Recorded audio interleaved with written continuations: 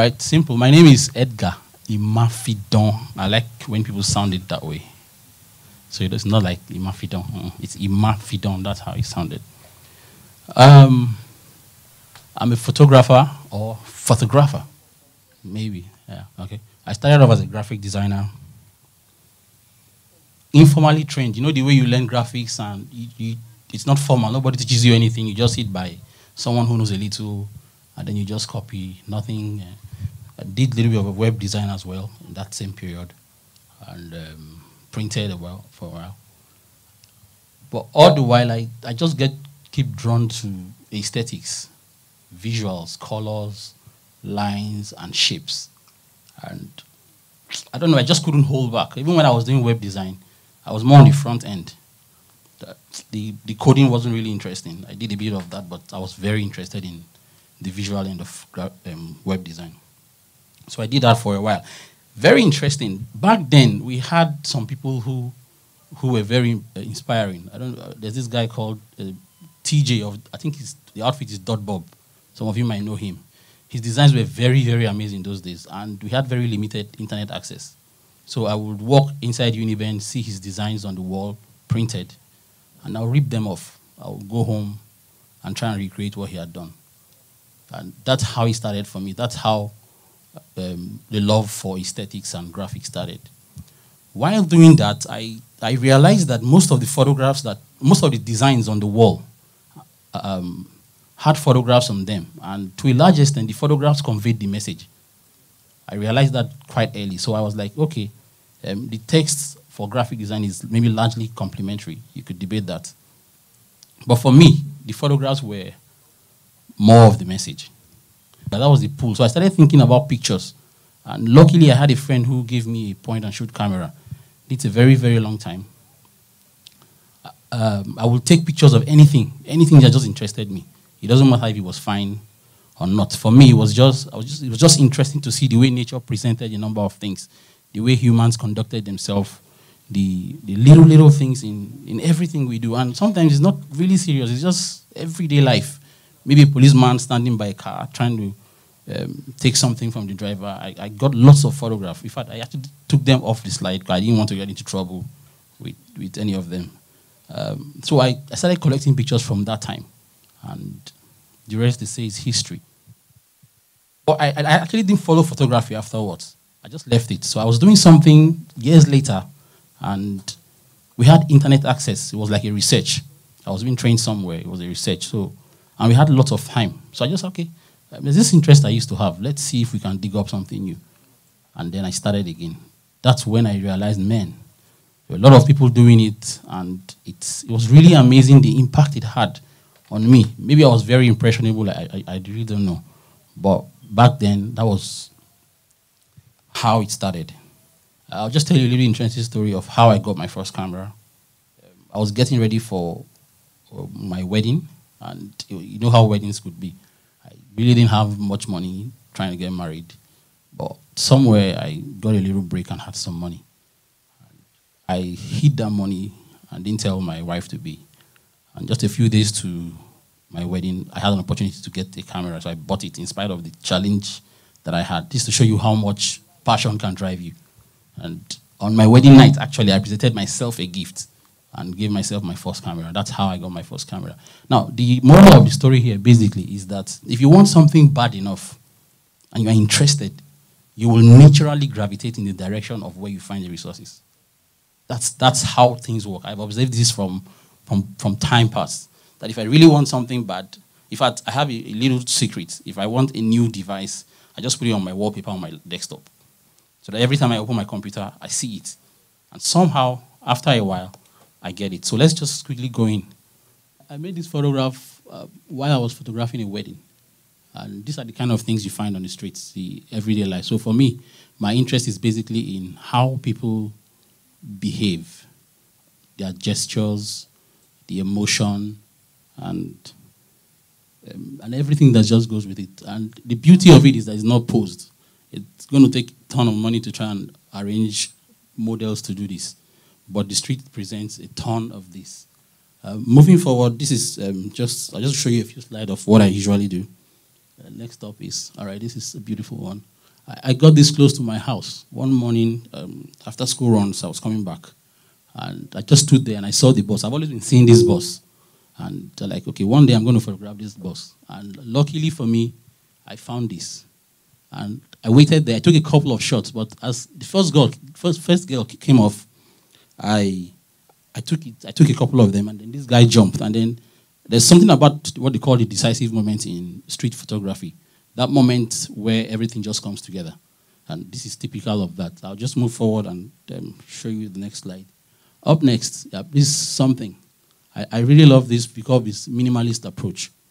In the streets, you find different emotion, different things. But in all, at the end, you realize that it's all about humans and all about the way we behave. And sometimes you really can't pose these things. I'll move forward. When I just started, I used to steal pictures. I'll hide the camera somewhere and just make few photographs. And interestingly, they came out beautiful. That was taken in Delta State, somewhere in Delta State. I really loved that. In fact, I framed and sold. Yeah, I think I sold that photograph. I framed and sold it. And then some of this one. If you are very familiar with Ring Road, before Ring Road became what it is now, this guy is in Ring Road. I don't know. I hope you will not be offended, but I guess it was just a beautiful sight for me. And this is a policeman doing his work right in the middle of Ring Road, and people are passing by. Generally, this is the kind of pictures that interest me. And so I'll just show you a couple of them. This is real hustle, man. This is real hustle. I was walking up to him, and he was pushing this stuff. I just stood right there and took the picture. People ask me, don't you get scared? Of course, like coming here too, I get scared. But what really interested me was, I'm going to take this and go away. And it's not possible to just pick it up again. So for me, this is really priceless. If it's possible to frame this and give it to him, I'll do that. And because I know he's not going to get it anywhere else other than mine. So this is what basically drives me in photography, to document human activity, our everyday life, the mundane. And this finds practical use in documentary photography. I've been privileged to do a couple. I'll share some slides much later. Moving forward, I was somewhere very interesting. This is one celestial church. And I was doing some work around there, and I just turned around and noticed that there was a sign behind me. And he's telling you to off your shoes. That's the church over there. That you can't walk past here with your shoes. And I mean, this is really interesting for me. I took the photograph as well. And yeah, I made this recently, like 2 weeks ago. I was driving around town, and these guys around Akwakwaba that come to ask for money while cleaning your windshield. He stood there and refused to leave. I didn't have money to give him, so usually I just bring my camera to scare them. But he didn't leave. And his eyes were like, man, you have to give me something. But it's looking at his eyes, there's a lot of stories. If you look at his eyes, there's just so much story there. So much that you can take away. And it's typical of what's in our society. This is one of the things we are trying to rewrite. We hope that in the near future we won't have all these around. But while they're around, I'll be honored to document them. That's my take on the whole thing. Moving forward, let's just go first. Instead of sharing each one. I made this photograph too. For me, it's symbolic. The next picture will show you why. This guy is probably dreaming of becoming a soldier. But here's the reality. This is how they really look. So whatever he had in mind is this. But this is eventually what it's going to be like. Yes. So the honor for me is being there to really document these things. And I really cherish it. So every day when I move around, I scout for images. Sometimes I walk the whole day and not having anything to photograph. I just come back home. Because sometimes it doesn't just work. That's the truth. It doesn't just work sometimes. Moving forward, this is the conductor shadowing, if you know what shadow means. It's calling for passengers. And yeah, this one, very, very important. This guy is really hustling, these pirated CDs. But how do you stop this? He needs to feed. I don't know. The only way he can get these ones cheap is the only way he can make a living if he finds these cheap pirated CDs to sell. This is the reality. This is one of the reasons why I like this. Not to discredit other form of photography, but there's a connection. There's a humanity that I feel when I make this kind of photographs. Moving forward, for lack of time, I just got this camera then. Very interesting. And I was walking past Ring Road, and this lady was selling. And I noticed that there was a hand of something, hand of God, okay. But basically, it was a poster on these big buses. And then the woman, it just happened that the whole thing just appeared at the same time, and I took the photograph. And when I posted it, I got a comment that was really interesting. I'm not going to talk about that right now. But let's move forward, and I'll just share a couple more. All right, this is like a van for prisoners. And this is basically the stories we find in our city. I'm trying to make a point, but let me just go forward. Yes, I love this one particular. This is my son. You know, there's an interesting mix between restraint and freedom. Yeah, he really wanted to go out, but I didn't want it. And every now and then, he would go and hang by the net and look at the guys playing football. On this day, I was lucky to have my camera with me. And it just clicked that I was trying to do a write-up, the restraint in freedom. That's what I was trying to write. But I made this photograph, like they say, a photograph tells 1,000 words. Yeah? And this just completely described what I was going through and my son. Moving forward, yeah, this during the coronation. Yeah, I documented the coronation. I had limited pass, so I couldn't go in as much as I wanted. So I turned my camera on the people who came around for the coronation, and I just started looking for beautiful things to photograph. And I love this picture because of the way they all lined up. 3 horses, 3 men, and if you look at the symmetry, I don't know, it's just beautiful. And I think I've sold this photograph too. And then, yeah, you can't see this clearly. I apologize because I had problem with my hard drive, so I couldn't get most of the pictures I want. Some of them I took them from the internet. This is, for me, the coronation. That is, there were these posters on the wall along the street on poles, and it said the Oba of Benin 2016. And just underneath, there was a ribbon tying, this building is in Ring Road, and there was a massive poster of the Oba. So if I'm to summarize the whole story of the coronation, this picture will do it for me. I don't know if you understand. So this is how I view photography. And like I said before, it's all about people. Next, Orokpota. This is Orokpota Hall. During the coronation, it took a different shape altogether. So recently, I did a little study about the relevance of Orokpota Hall in the coronation of the Oba, and I realized that it was a very key point during the coronation. I was lucky to photograph this during the coronation as well, and since then I've cherished. In fact, I didn't value it when I made it. It was after I read, and I realized that this is a beautiful story to keep. And these are onlookers where the Oba was passing. I don't know. I grabbed this from the internet. This is a friend of mine. His name is. You can pick it from there. They were looking, and it was just interesting. I didn't have pass to get past where I was, and these are the things I could bring from it. I wish I could share some more with you. Interesting. Yeah. Here's where the change begins for me. I mentioned when I started before that Dot Bob, his name is TJ, made a very strong impression. And that impression has produced a lot of positive things in my life. It was just very small.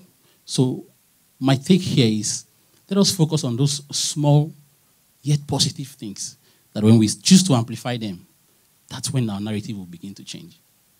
That if we look all around us, what we have will not be interesting. But in the seemingly uninteresting places, we'll find those little things that interest us. And when we blow them up, that's the story that people are going to see about us. This is the changing face of traffic management in the city. I can attest, at least in my own roots, that it's a lot easier for me to move around compared to where we're coming from. So these are the stories we hope to promote, so that when somebody hears of Benin, these are the things that come to your mind. Quickly, all right, a beautiful quote from Elliot Erwitt, which captures photography for me. He said, "To me, photography is an art of observation. It is about finding something interesting in an ordinary place. I have found it has little to do with things that you see and everything to do with the way you see them." And then here's a summary of that same thing. He said, the way we perceive things change the way things ultimately looks to us. That's very true. Very, very true. You want to overcome a challenge, try to look at it from the other point. If you focus on the negative, you probably remain there. All right. This is to illustrate that same point. This is to illustrate the same point. If you look at this photograph, I made this photograph in Lagos. This was a speaker. I'm going to try and ask you a question now. He was talking, and if you notice, his hands are in his pocket, right? Right? But that's not true. This is somebody's head and ear superimposed at the same time. So this illustrates the point I just made before, that the way we look at things ultimately change the way those things appear to us. I'll just move forward. Okay, this is a project I did on the IDPs somewhere in Edo State. I had a lot of photographs, but I choose not to show those ones this morning. I want to do a comparison. At least they were eating, a good thing that was happening here. But it's not a pleasant way to eat, right? This story is interesting. He was coming from school. I can manage to speak Hausa, so I engaged him, and he obliged me. So he stood there, and I photographed him. These are the stories I want to tell about IDPs, not the sufferings they are going through. Of course, that's part of the truth. But the more positive vibe we pump out there, the better for us. I'll just be fast. Okay. Now, if you look at this scene, I'll just highlight that same point from here. And look at everyone's face here is on the negative side, but there's just one guy who's happy. Just one guy. So for me, this is the way to change our narrative. When we focus on that tiny little positive thing and amplify them, that's the only way to change our narrative. So. All right, this also illustrates a point for me. Every day, it looks like we are all on the same path. Everyone hustling, doing their own thing. But in the end, we are all doing the same thing. You are leaving your house to hustle, get back in pursuit of happiness. That's what we are doing at the end of the day. So if you look at it from a bird's eye view, we're all moving together. We're all moving together. But here, it looks like we are all different paths. Do you follow? This, for me, is what photography means. And that's how we change our narratives. I hope I've been able to tell you one or two things. God bless you.